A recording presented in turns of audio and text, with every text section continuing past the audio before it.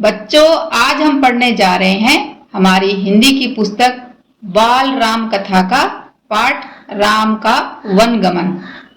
नमस्कार सभी को, हिंदी कला केंद्र में आपका स्वागत है। अगर आप इस चैनल पर नए हैं तो पहले इसको सब्सक्राइब करें व बेल आइकन को दबाना ना भूलें ताकि नए वीडियो का नोटिफिकेशन सबसे पहले आपको मिले। पिछले अध्याय में बच्चों हमने पढ़ा कि रानी कैकेयी ने राजा दशरथ से 2 वर मांगे थे। वो 2 वर क्या थे? भरत का राज्याभिषेक और राम को 14 वर्ष का वनवास। अब आगे, कोप भवन के घटनाक्रम की जानकारी बाहर किसी को नहीं थी। घटनाक्रम जिसका अर्थ है एक के बाद दूसरी घटना होना, तो जो कोप भवन में बातचीत चल रही थी उन सब की जानकारी बाहर किसी को नहीं थी, नगरवासियों को और बाहर मंत्रियों को। यद्यपि सभी सारी रात जागे थे। कैकेयी अपनी जिद पर अड़ी हुई और राजा दशरथ उन्हें समझाते हुए, नगरवासी राज्याभिषेक की तैयारी करते हुए। इस तरह सब लोग जगे हुए थे। कैकेयी तो अपनी जिद में सोई नहीं। राजा दशरथ पूरी रात उसे समझाते रहे और पूरे नगरवासी राम के राज्याभिषेक की तैयारी करते हुए। गुरु वशिष्ठ की आंखों में भी नींद नहीं थी। आखिर राम का अभिषेक था, तो गुरु वशिष्ठ इस चक्कर में नहीं सोए कि कल राम का अभिषेक होने वाला है। दिन चढ़ते के साथ चहल पहल यानी रौनक, हलचल बढ़ गई और बढ़ गई, क्योंकि रात भर तो सब लोग थोड़े शांत थे, वैसे सोए नहीं थे, लेकिन मन में हलचल थी। अब दिन चढ़ने के साथ सब लोगों का आवागमन बढ़ गया। हर व्यक्ति शुभ घड़ी की प्रतीक्षा में। सब लोग किस प्रतीक्षा में थे? कि राम का राज्याभिषेक होने वाला है, उस इंतजार में थे। महामंत्री सुमंत्र, राजा दशरथ के महामंत्री का नाम क्या है? महामंत्री सुमंत्र, कुछ असहज थे। असहज यानी थोड़े असामान्य या विचलित से थे। तब वो महर्षि के पास आए। दोनों ने महाराज के बारे में चर्चा की। पिछली शाम से किसी ने महाराज को नहीं देखा था। इसी चक्कर में महामंत्री सुमंत्र कुछ असहज थे। कुछ लोगों के लिए इसका कारण आयोजन की व्यवस्था थी। लोगों ने सोचा कि कल सुबह जो राज्याभिषेक होने वाला है उसके चक्कर में राजा थोड़े बिजी हैं। महर्षि ने सुमंत्र को राजभवन भेजा। समय तेजी से बीत रहा था। शुभ घड़ी निकट आ रही थी। सारी तैयारियां हो चुकी थी। केवल महाराज का आना शेष था। तो बस महाराज का आना ही बाकी था। बाकी सब तैयारियां हो चुकी थी। सुमंत्र तत्काल राजभवन पहुंचे। तत्काल यानी तुरंत राजभवन पहुंचे। कैकेयी के महल की सीढ़ियां चढ़ते हुए सुमंत्र को एक अनजान डर ने घेर लिया। उनके मन में एक अनजाना सा डर आ गया था। अंदर पहुंचे, देखा कि महाराजा पलंग पर पड़े हैं, बीमार, दीनहीन यानी गरीब से। सुमंत्र का मन भांपते हुए कैकेयी ने कहा, चिंता की कोई बात नहीं है मंत्रीवर। महाराज राज्याभिषेक के उत्साह में रात भर जागे हैं। वे बाहर निकलने से पूर्व राम से बात करना चाहते हैं। कैकेयी समझ गई कि सुमंत्र अभी पूछेंगे कि महाराज बीमार जैसे क्यों दिख रहे हैं, इसलिए उसने पहले ये सब बात बता दी। कैसी बात? सुमंत्र ने पूछा। मैं नहीं जानती, अपने मन की बात वे राम को ही बताएंगे। आप उन्हें बुला लाइए। दशरथ ने बहुत क्षीण स्वर में, क्षीण यानी बहुत ही कमजोर आवाज में राम को बुलाने की आज्ञा दी। सुमंत्र के मन में कई तरह की आशंकाएं थी। आशंका का अर्थ है संदेह या शक। तो महाराज की ऐसी हालत देखकर सुमंत्र के मन में कई तरह का संदेश आ गया था, पर वे उन्हें टालते रहे। राम के निवास के बाहर भारी भीड़ थी। लक्ष्मण भी वहीं थे। भवन को सजाया गया था। उसकी चमक धमक देखने योग्य थी, यानी राम के भवन को बहुत अच्छी तरह सजाया गया था। सुमंत्र को देखकर कोलाहल बढ़ गया। कोलाहल यानी शोर या हल्ला बढ़ गया। लोगों के लिए यह एक संकेत था। लोगों को लगा कि अब राम को राज्याभिषेक के लिए आमंत्रित करने आए हैं। राज्याभिषेक के लिए राम को आमंत्रित करने का। सुमंत्र ने कहा, राजकुमार, महाराज ने आपको बुलाया है, आप मेरे साथ ही चलें। कुछ ही पल में राम वहां पहुंच गए। लक्ष्मण साथ थे।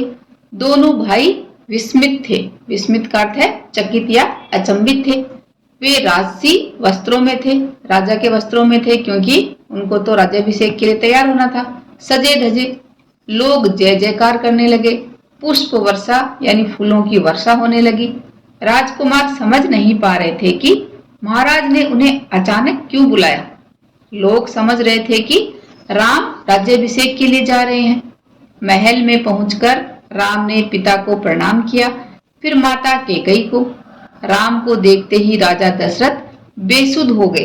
बेसुध का अर्थ है कि अचेत या बेहोश हो गए। उनकी हिम्मत ही नहीं हो रही थी राम का सामना करने के लिए। उनके मुंह से एक हल्की सी आवाज निकली, राम। उन्हें होश आया, तब भी वे कुछ बोल नहीं सके। थोड़ी देर तक चुप्पी रही, असहज सन्नाटा। पूरे कमरे में सन्नाटा रहा, शांति। कोई कुछ नहीं बोला तो राम ने पिता से पूछा, क्या मुझसे कोई अपराध हुआ है? कोई कुछ बोलता क्यों नहीं? आप ही बताइए माते। कैकेयी की तरफ इशारा करते हुए राम ने पूछा कि माताजी आप ही बताइए। राजा दशरथ ने मुझे एक बार 2 वरदान दिए थे। मैंने कल रात वही दोनों वर मांगे, यानी जो मुझे वचन दिए थे वो दोनों मैंने मांगे, जिससे वे पीछे हट रहे हैं। यह शास्त्र सम्मत नहीं है। शास्त्र सम्मत का अर्थ है कि ये शास्त्र के अनुसार सही नहीं है, रघुकुल की नीति के विरुद्ध है।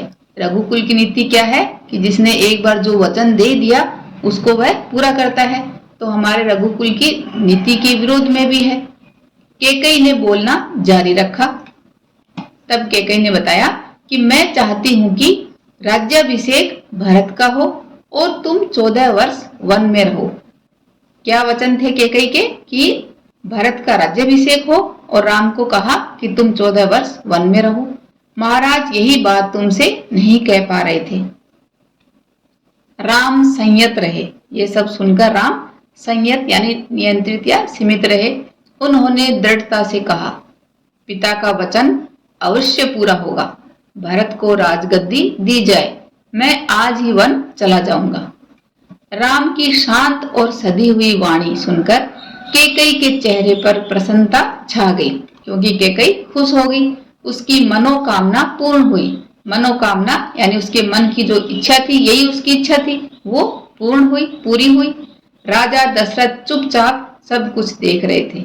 स्पंदनहीन। स्पंदनहीन का अर्थ है स्थिर और शांत बैठे सब देख रहे थे।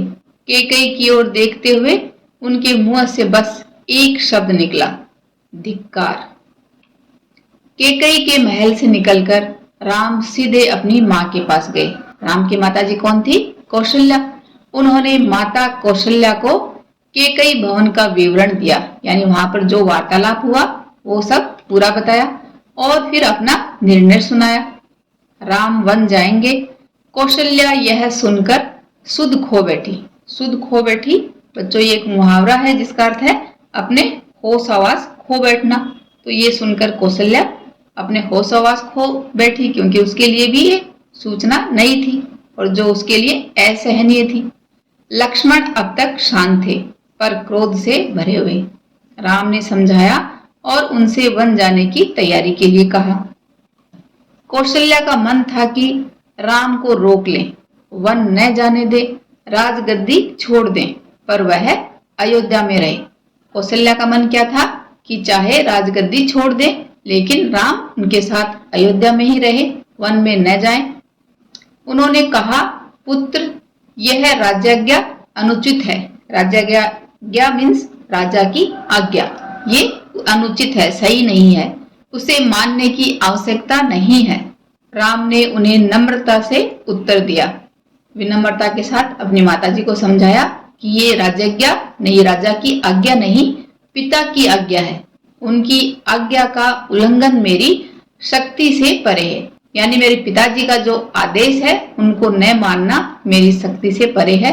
बस आप मुझे आशीर्वाद दें। लक्ष्मण से राम का संवाद यानी उनकी बातचीत जारी रहा। राम ने वन गमन को भाग्यवश आया उलट फेर कहा। उलट फेर का अर्थ है परिवर्तन या बदलना। तो राम ने अपने वन गमन को क्या कहा? भाग्यवश आया, उलटफेर कहा। लक्ष्मण इससे सहमत नहीं थे। राम की इस बात से लक्ष्मण सहमत नहीं थे। क्यों?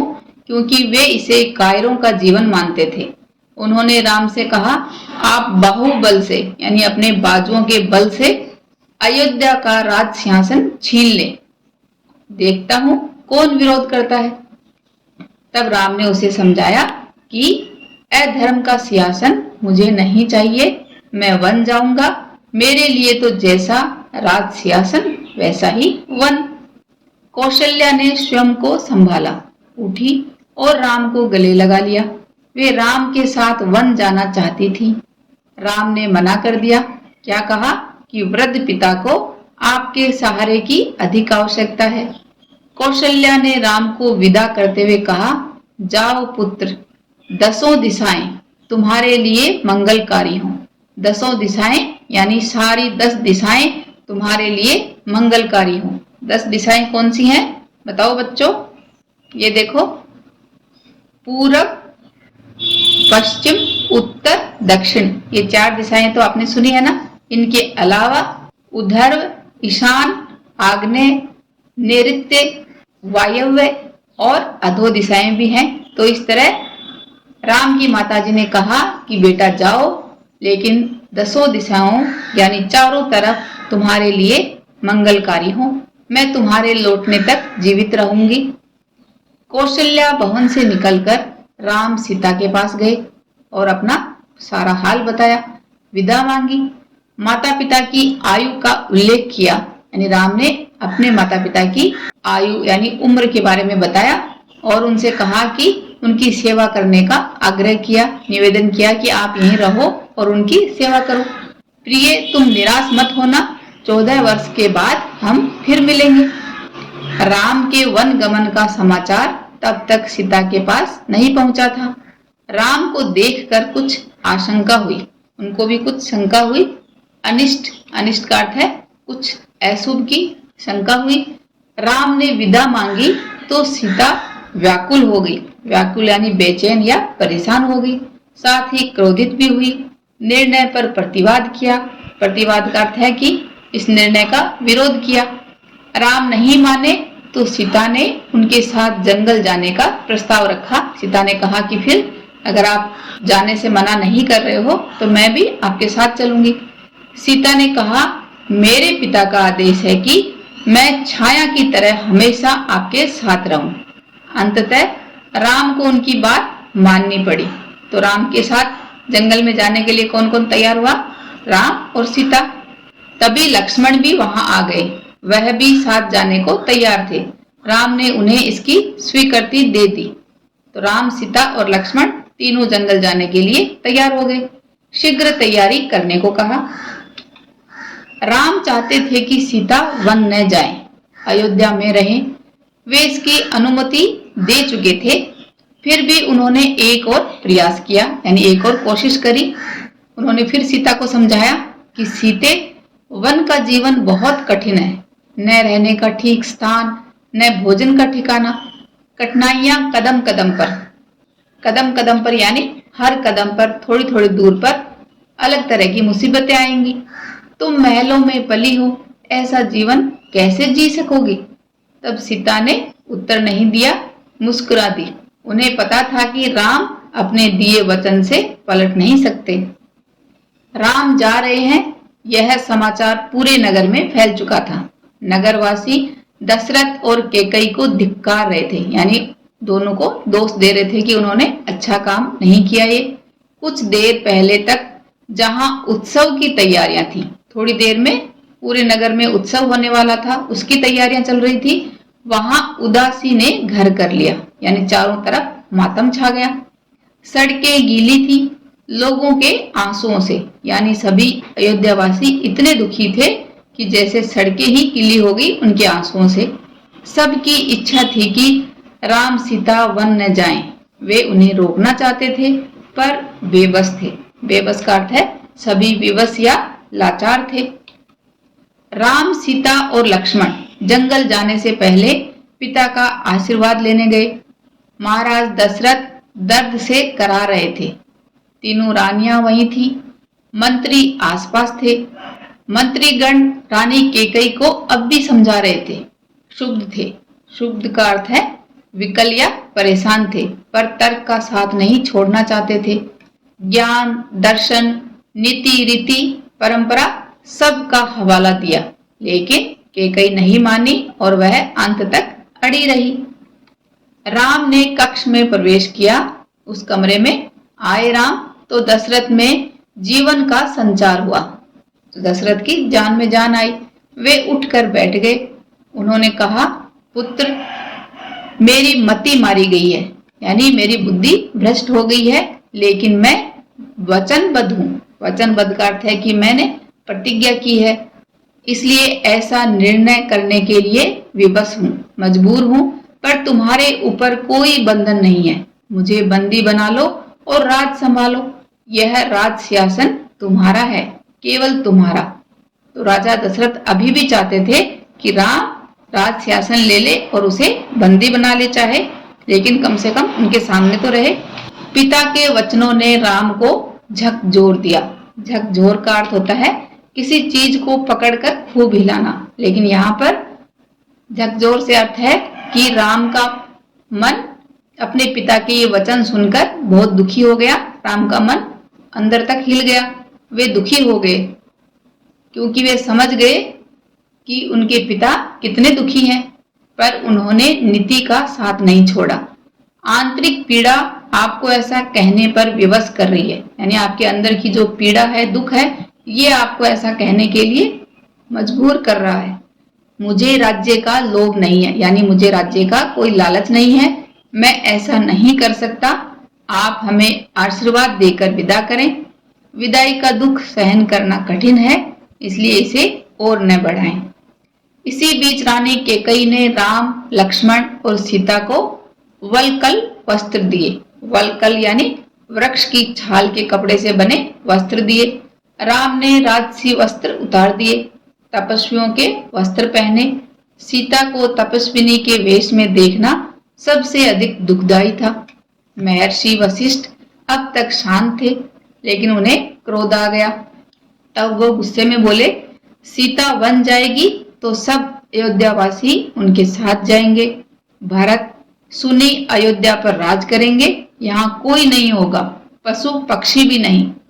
तो महर्षि वशिष्ठ ने गुस्से में कहा कि जब सीता वन में जाएगी तो सारे अयोध्या में रहने वाले लोग भी उनके साथ जाएंगे, तो फिर पीछे से भरत सुनी अयोध्या पर राज करेंगे, यहाँ पर कोई नहीं होगा, यहाँ तक पशु पक्षी भी नहीं। तो इस बात से पता चलता है कि महर्षि वशिष्ठ को बहुत तेज गुस्सा आया था।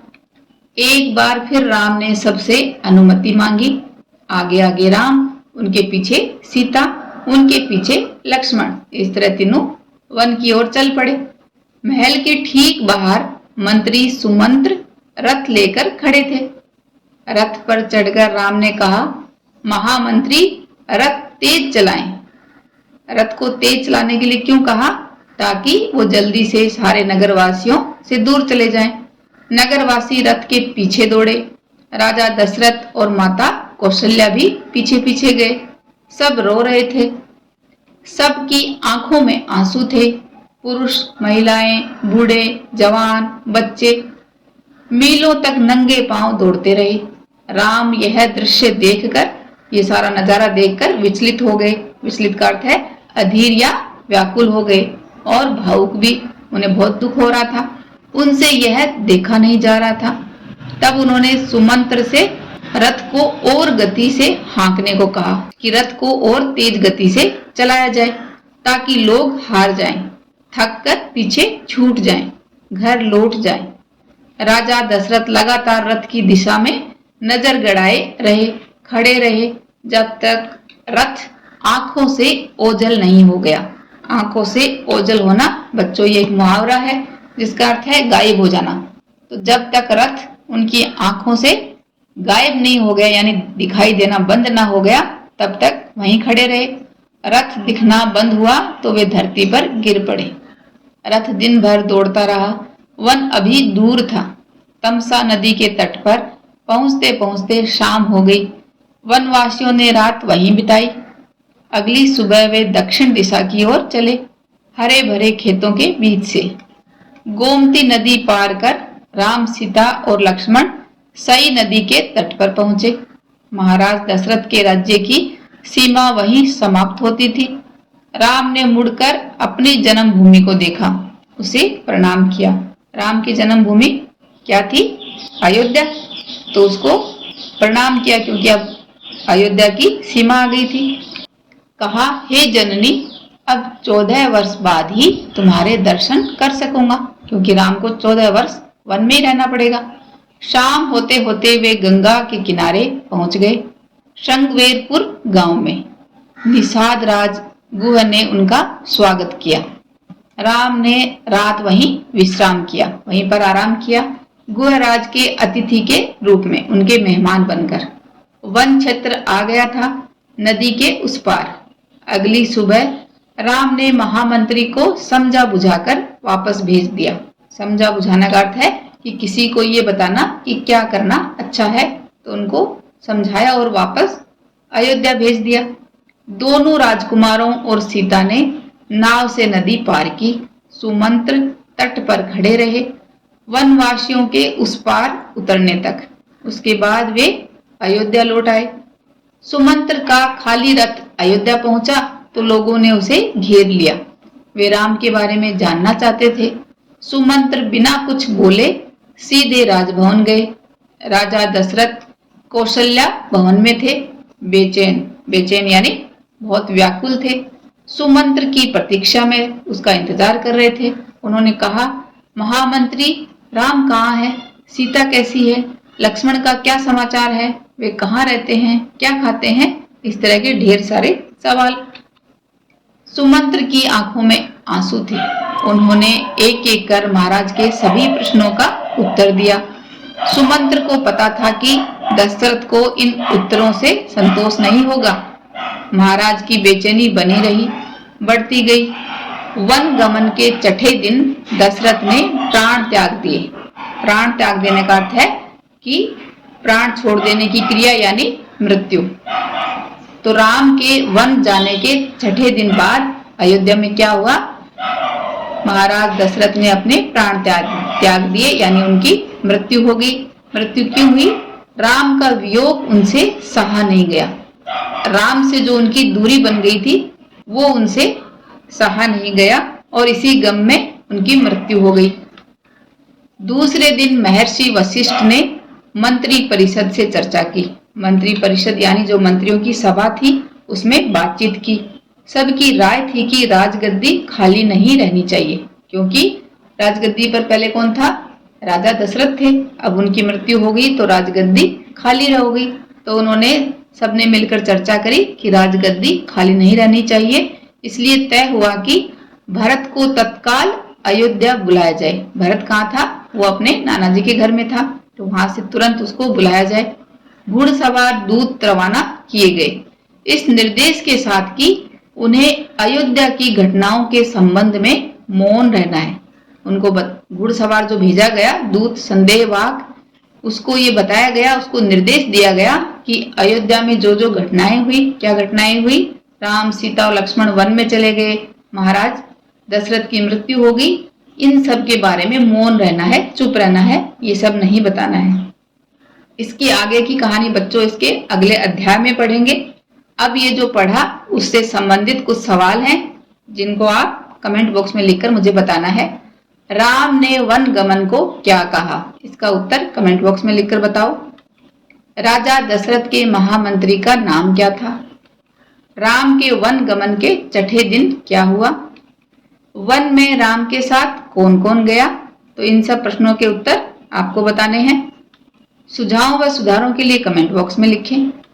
अगर हमारे वीडियो बन ही रहे हैं आपके फेवरेट, तो फिर क्यों ना करें इनको लाइक, सब्सक्राइब और रिकमेंड। हमें और बेहतर बनाने के लिए आप कर सकते हैं कमेंट। धन्यवाद।